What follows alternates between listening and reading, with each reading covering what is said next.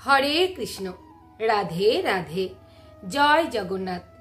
আজকের আলোচ্য বিষয় হচ্ছে পুরী জগন্নাথ দেবের রথ সম্পর্কে কিছু কথা, যা আমাদের অনেকের কাছেই অজানা।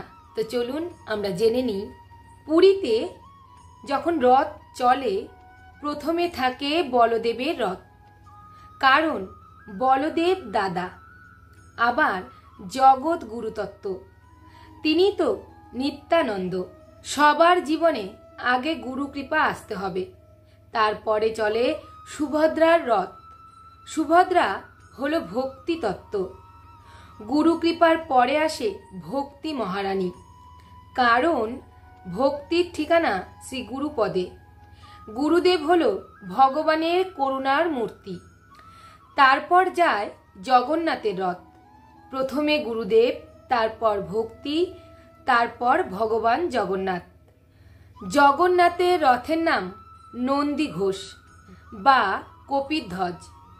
এই রথের 16টি চাকা। রথের রং পীত। 16 চাকা মানে 10 ইন্দ্রিয় আর 6 রিপু, যা থাকে ভগবানের নিচে।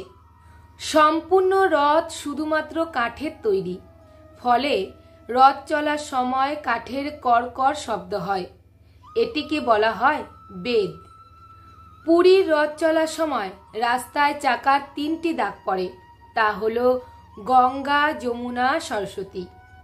যারা বার্ধক্যজনিত কারণে বা অন্যান্য কারণে রথের দড়ি ধরতে পারেন না, তারা যদি চাকার এই 3টি দাগের ধূলি গ্রহণ করেন, এই ত্রিদাগে গড়াগড়ি দেন, তাহলে গঙ্গা, যমুনা, সরস্বতীতে অবগাহনের ফল লাভ করেন। রথযাত্রায় তথা বছরের এই দিনে প্রভু জগন্নাথ তার ভাই ও ভগ্নীর সঙ্গে মাসির বাড়ি বা গুন্ডিচা মন্দিরে বাস করতে যান। পুরীর জগন্নাথ দেব মন্দির থেকে 3 কিলোমিটার দূরে এই মন্দির রয়েছে। সেখানে 8 দিন কাটানোর পরে মূল মন্দিরে ফিরে আসেন তারা। প্রচলিত বিশ্বাস অনুসারে রথের রশি স্পর্শ করলে পুনর্জন্ম হয় না। এছাড়া মনে করা হয় জগন্নাথ দেবের রথ টানতে পারলে অশ্বমেধ যজ্ঞের ফল লাভ হয়। নববিবাহিতারা রথের রশি ছুঁয়ে তাই প্রভুর আশীর্বাদ নেন। রথের দড়ি বা রশি হল বাসুকি, সেই জন্যে বলা হয় রথের দড়ি ধরলে পুণ্য হয়। মূলত বাসুকির কৃপা লাভ হয়। 206টি কাঠ দিয়ে জগন্নাথের রথ হয়, ঠিক আমাদের দেহেও 206টি হাড়। জগন্নাথ দেবের রথের প্রতিটি অংশ অত্যন্ত পবিত্র। 3টি রথে 33 কোটি দেবদেবী অধিষ্ঠান করছেন, ফলে রথের রশি স্পর্শ করলেই 33 কোটি দেবদেবীর চরণ স্পর্শ করা হয়। জগন্নাথ দেবের রথের নাম নন্দী ঘোষ। যে দড়ি দিয়ে এই রথ টানা হয় তার নাম শঙ্খচূড় নাগিনী। বলভদ্রের রথের নাম তালধ্বজ। এই রথের রশির নাম বাসুকি নাগ। সুভদ্রার রথের নাম দর্পদলন। এই রথের রশির নাম স্বর্ণচূড় নাগ। পুরীর রথের 42টি চাকা। বলদেবের রথের 14টি, জগন্নাথ দেবের রথের 16টি, সুভদ্রা দেবীর 12টি। দেবতাদের দ্বারা প্রদত্ত সুভদ্রা দেবীর রথের নাম দর্পদলন বা পদ্মধ্বজ। রথের উচ্চতা 31 হাত। এই রথে 12টি চাকা আছে।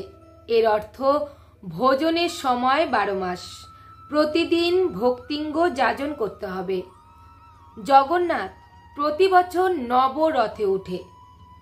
নব মানে নতুন, আবার নব মানে নববিধা ভক্তি, মানে ভক্তি রথে জগন্নাথ ওঠে। ভক্তি দিয়ে গড়া রথ। রথের দর্শনে শ্রী চৈতন্য মহাপ্রভু নৃত্য করছেন। অপলোক নয়নে দর্শন করেছেন জগন্নাথ। রথ চলতে চলতে মাঝে মাঝে থেমে যায়। এর কারণ রাধাভাবে বিভোর মহাপ্রভুকে ভালো করে দেখার জন্য রথ একটু থামে, আবার চলে। অনেক ভক্তের মাঝে মহাপ্রভুকে না দেখে জগন্নাথ থেমে যায়। রথ অপ্রকৃতি, কারণ তা প্রভু জগন্নাথের ইচ্ছা শক্তিতে রথ চলে। আজও রথে অচল জগন্নাথকে দেখে রাধাভাবে বিভোর মহাপ্রভু আনন্দে নেচে নেচে যায়। বলভদ্রের রথের নাম হলো তালধ্বজ বা হলধ্বজ। 14টি চাকা আছে এই রথে। 14টি চাকা মানে 14টি ভুবন।